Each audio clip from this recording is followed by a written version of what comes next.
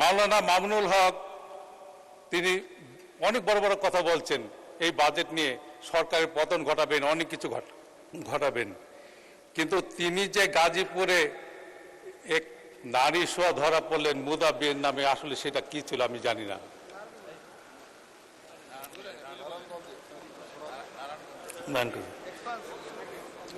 ছাত্র শিবির নেতা জিসান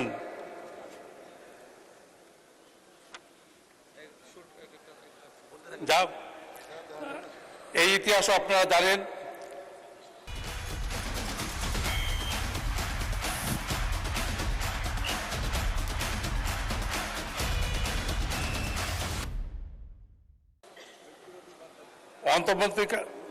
অন্তর্বর্তীকালীন সরকারের সময় আইন শৃঙ্খলার অনেক অবনতি হয়েছিল,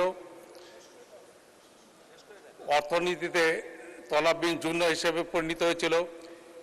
বর্তমান সরকারের বয়স মাত্র চার মাস পার হয়েছে। এই 4 মাসের মধ্যেই এই সরকার আইন শৃঙ্খলার উন্নয়ন করেছেন, মানুষের জীবনযাত্রার মান বৃদ্ধি করেছেন।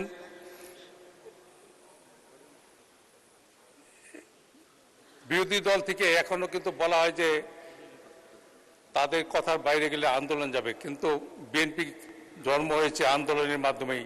আন্দোলনের ভয় দেখে বিএনপিতে কোনো লাভ নেই। আমি মাননীয় স্পিকার আমার এলাকার দু একটি সমস্যার কথা বলবো। ঢাকা শহর কিন্তু এখন বসবাসের অযোগ্য হয়ে গেছে, মানে জনসংখ্যা এত বেশি বৃদ্ধি পেয়েছে, এই কারণে মানুষ চলাফেরা খুব সমস্যা হচ্ছে। তাই ঢাকা শহরটাকে যদি আরও এক্সপান্ড করা যায়, যেমন 2015 সালে একটা ম্যাপ দেখেছি আমি, কেরানীগঞ্জ, আশুলিয়া, সাভার শহর ঢাকা শহরের সাথে সম্পৃক্ত হবে। আমি আমার নির্বাচনী এলাকা দোহারনবগঞ্জ কথা বলবো, সেখানে যদি আবাসনের ব্যবস্থা করা হয়, দোহারনবগঞ্জের মিনিমাম 50,000 ফ্যামিলি ঢাকা শহরে বসবাস করে। যদি সেখানে আবাসনের ব্যবস্থা করা হয়, সেখানে যে রাস্তাটি আছে সেখানে যদি 4 লেনের রাস্তা করে দেওয়া হয়, তাহলে এই 50,000 পরিবার গ্রামে থেকেই তারা ঢাকা এসে চাকরি বাকরি করতে পারবে এবং জীবনযাত্রার মান বৃদ্ধি করতে পারবে।